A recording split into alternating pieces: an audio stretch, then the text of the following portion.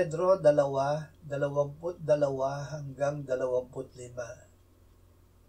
Siya'y hindi nagkasala at walang natagpuang pandaraya sa kanyang bibig.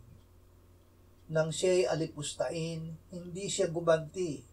Nang siya'y magdusa, hindi siya nagbanta, kundi ipinagkatiwala ang kanyang sarili doon sa humahatol na may katarungan.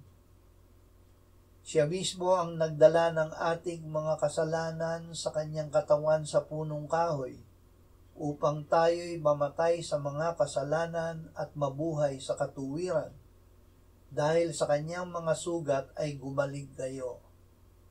Sapagkat kayo'y tulad sa mga tupang naliligaw, ngunit ngayon ay bumalik na kayo sa pastol at tagapag-alaga ng inyong mga kaluluwa.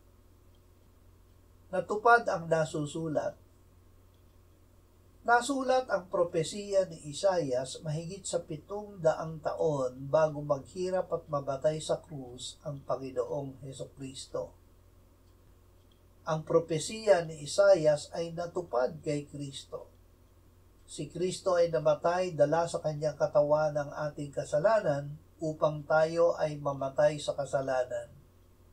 Siya ay muling nabuhay upang tayo ay mabuhay sa katuwiran. Siya ay nasugatan upang tayo ay gumaling. Tayo ay gumaling dahil sa mga sugat ni Jesus.